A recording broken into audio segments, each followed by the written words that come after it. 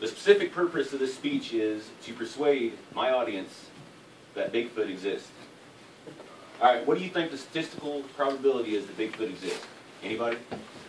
37%, Sergeant. I don't know what it is, but you seriously think that the 100 years worth of evidence and sightings are fake? And they even go further back than that. All right, my name is Terry Hill, and I'll be giving you a speech on why I think Bigfoot exists. First, I'm going to speak about the North American Bigfoot.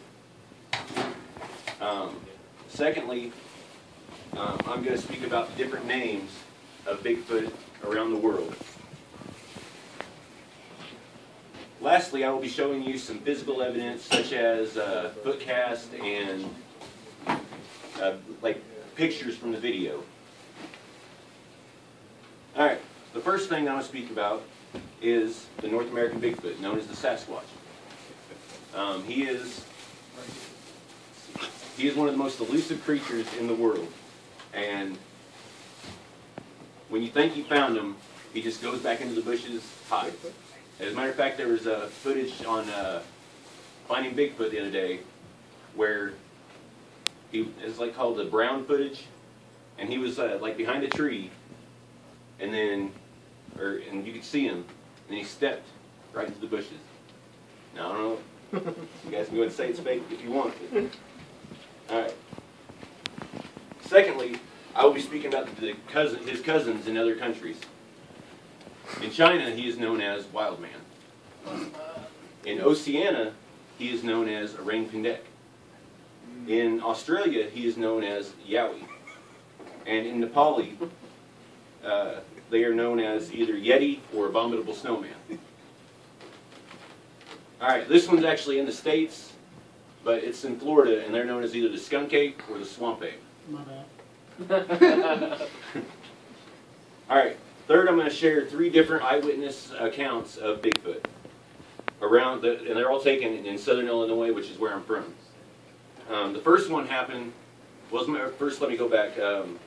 All these eyewitness accounts, they go through BFRO, which is Bigfoot Research Organization, and they are like they look through that for evidence, and they decide which one is our best, And there's Class A, Class B, Class C. All 3 of my stories, they classify as Class A.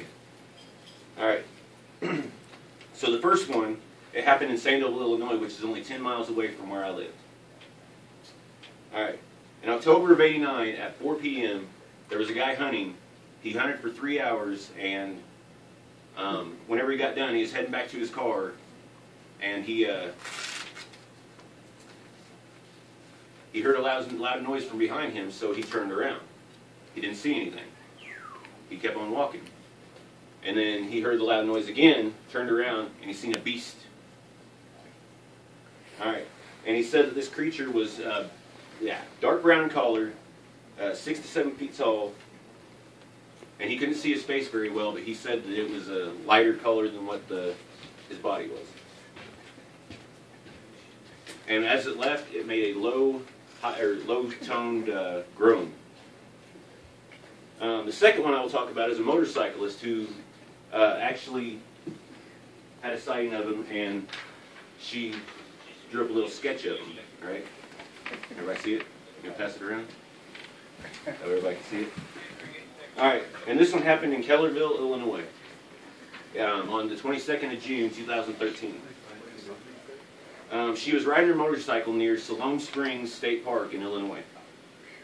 She thought she seen a burnt tree ahead of her, and as she got closer, she noticed that the tree had hair.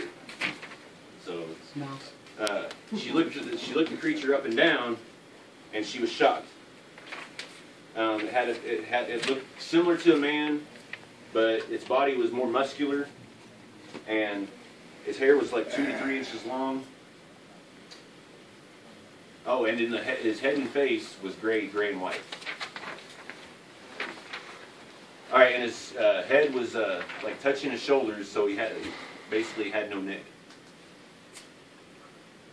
The third one was a woman who had a daylight sighting in Godfrey, Illinois, and she She was hunting for lost cattle, and the cattle, and she was hunting for her cousin's cattle, and it. Oh, this woman here does not like to talk about it because she did not believe in Bigfoot before this happened. It happened on April 8th of 2009. She went down in a valley, then back up a hill, and she got winded, so she stopped for a second. She looked up, she looked to the east and to the west, and she seen a creature crossing the north. And then she gives she gives an account of what he looked like. He had long black hair that was very shaggy. He was 7 to 8 feet tall, and hair covered his body. Lastly, I would like to show you some physical evidence to prove that Bigfoot exists.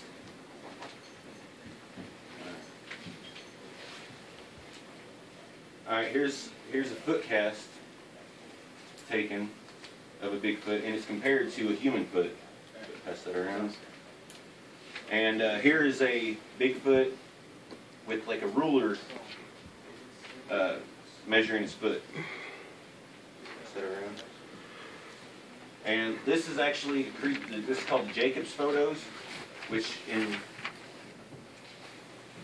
the first image it shows 2 bears, and in the second image it shows the Bigfoot. Pass that around. It's a trunk monkey. Alright, in conclusion, there are way too many people who have seen Bigfoot in order for him not to be real. People have seen him day, night. There's people that have seen him right at their house. There have been people that have seen him on the road. He was even caught on a police officer dash cam once. So again, I ask you, if Bigfoot is fake, then how do you explain all the encounters and all the physical evidence? The end.